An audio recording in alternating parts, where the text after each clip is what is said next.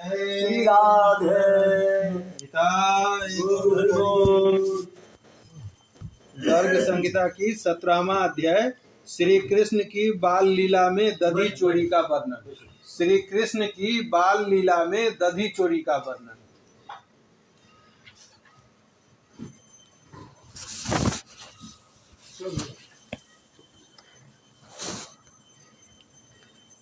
श्री नारद जी कहते हैं, राजन, तदंतर बलराम और श्री कृष्ण दोनों गौर श्याम मनोहर बालक विविध लीलाओं से नंद भवन को अत्यंत सुंदर एवं आकर्षक बनाने लगे।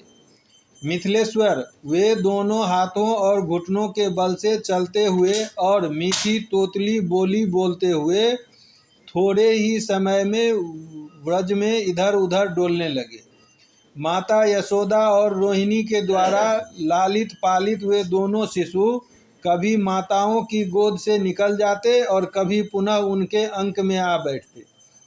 माया से बाल रूप धारण करके त्रिभुवन को मोहित करने वाले वे दोनों भाई राम और श्याम इधर उधर मंजीर और करधनी की झंकार फैलाते फिरते। माता यशोदा व्रज बालकों के साथ आंगन में खेलते लौटते तथा धूल लग जाने से धूसर अंग वाले अपने लाला को गोद में लेकर बड़े आदर से झाड़ती पोछती। श्री कृष्ण पीछे लौट पड़ते तब यशोदा जी अपने लाला को गोद में उठाकर घर के भीतर चली जाती। उस समय गोपियां व्रज में दया से द्रवित हृदय हो यशोदा जी से इस प्रकार कहती थी। गोपांगनाएं कहने लगी, सुबह तुम्हारा लाला खेलने के लिए बड़ी चपलता दिखाता है।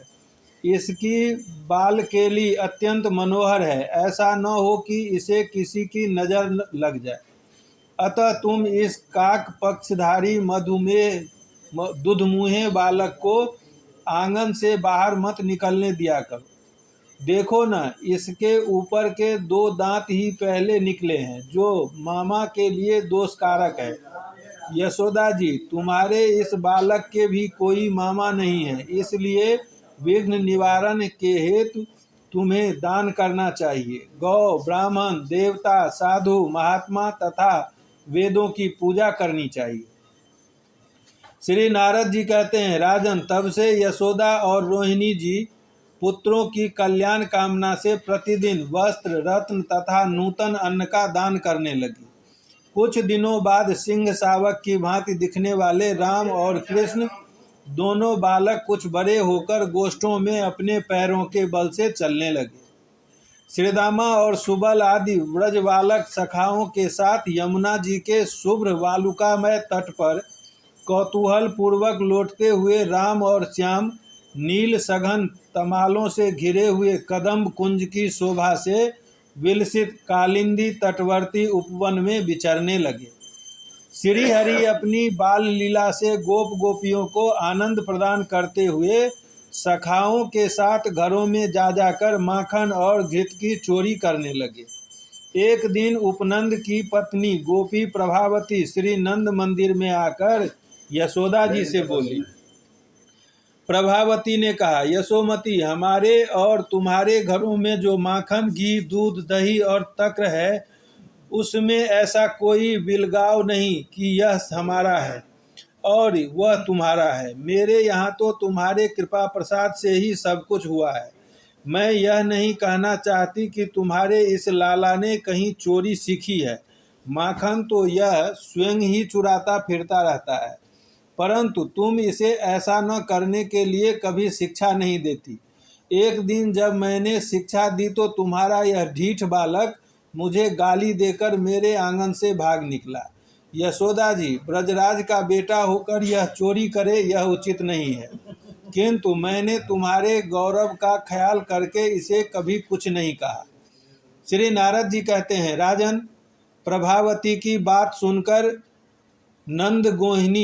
नंदगेहिनी यशोदा ने बालक को डांट बताई और बड़े प्रेम से सांत्वना पूर्वक प्रभावती से कहा।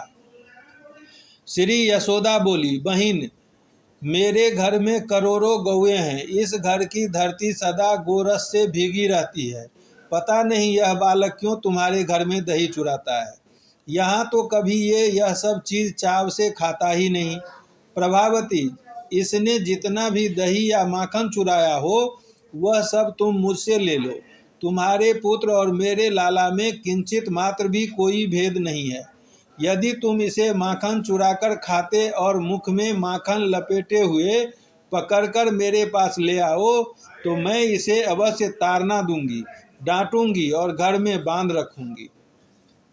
श्री नारद जी कहते हैं, राजन, यशोदा जी की यह बात सुनकर गोपी प्रभावती प्रसन्नता पूर्वक अपने घर लौट आई।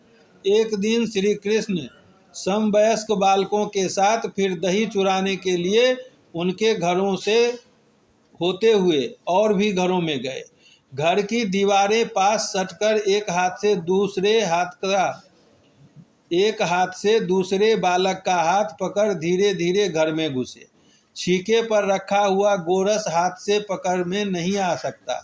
यह देख श्री हरि ने स्वयं एक ओखली के ऊपर पीढ़ा रखा, उस पर कुछ ग्वाल वालों को खड़ा किया और उसके सहारे आप ऊपर चढ़ गए। तो भी छीके पर रखा हुआ गोरस अभी और ऊंचे कद के मनुष्य से ही प्राप्त किया जा सकता था, इसलिए वे उसे न पा सके। तब श्रीदामा और सुबल के साथ उन्होंने मटके पर डंडे से प्रहार किया। दही का बर्तन फूट गया और सारा गव्य पृथ्वी में बह चला। तब बलराम सहित माधव ने ग्वाल वालों और बंदरों के साथ वह मनोहर दही जी भर कर खाया। भांड के फूटने की आवाज सुनकर गोपी प्रभावती वहां आ पहुंची। अन्य सब बालक तो वहां से भाग निकले, किंतु श्री कृष्ण का हाथ उसने पकड़ लिया। श्री कृष्ण भयभीत से होकर मिथ्या आंसू बहाने लगे। प्रभावती उन्हें लेकर नंद भवन की ओर चली। सामने नंदराय जी खड़े थे। उन्हें देखकर प्रभावती ने मुख पर घूंघट डाल ली। श्री हरि सोचने लगे, इस तरह जाने पर माता मुझे अवश्य दंड देगी। अतः उन स्वच्छंद गति परमेश्वर ने प्रभावती के ही पुत्र का रूप धारण कर लिया। रोष से भरी हुई प्रभावती यशोदा जी के पास शीघ्र जाकर बोली, इसने मेरा दही का बर्तन फोड़ दिया है और सारा दही लूट लिया। यशोदा जी ने देखा तो यह तो इसी का पुत्र है। तब वे हंसती हुई उस गोपी से बोली, पहले अपने मुख से घूंघट तो हटाओ, फिर बालक के दोष बताना। यदि इस तरह झूठे ही दोष लगाना है तो मेरे नगर से बाहर चली जाओ। क्या तुम्हारे पुत्र की हुई चोरी मेरे बेटे के माथे मर दी जाएगी? तब लोगों के बीच लजाती हुई प्रभावती ने अपने मुंह से घूंघट को हटाकर देखा तो उसे अपना ही बालक दिखाई दिया। उसे देखकर वह मन ही मन चकित होकर बोली, अरे निगोरे, तू कहाँ से आ गया? मेरे हाथ में तो वज्र का सारा सर्वस्व था। इस तरह बड़बड़ाती हुई वह अपने बेटे को लेकर नंद भवन से बाहर चली गई। यशोदा, रोहिणी, नंद, बलराम तथा अन्यान गोप और गोपांगनाएं हंसने लगी और बोली, अहो, ब्रज में तो बड़ा भारी अन्याय दिखाई देने लगा है। उधर भगवान बाहर की गली में पहुंचकर फिर नंद नंदन बन गए और संपूर्ण शरीर से धृष्टता की परिचय देते हुए चंचल नेत्र मटकाकर जोर जोर से हंसते हुए उस गोपी से बोले। श्री भगवान ने कहा, अरे गोपी, यदि फिर कभी तू मुझे पकड़ेगी तो अब की बार मैं तेरे पति का रूप धारण कर लूँगा, इसमें संशय नहीं। श्री नारद जी कहते हैं, राजन, यह सुनकर वह गोपी आश्चर्यचकित हो अपने घर चली गई। उस दिन से सब घरों की गोपियाँ लाज के मारे श्री हरि का हाथ नहीं पकड़ती थी।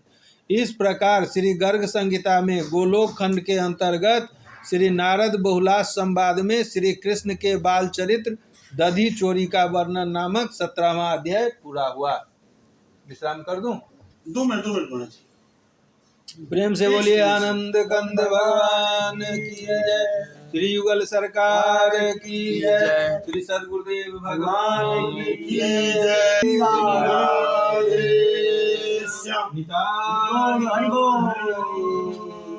सद्गुरुदेव भगवान की जय। श्री राधे।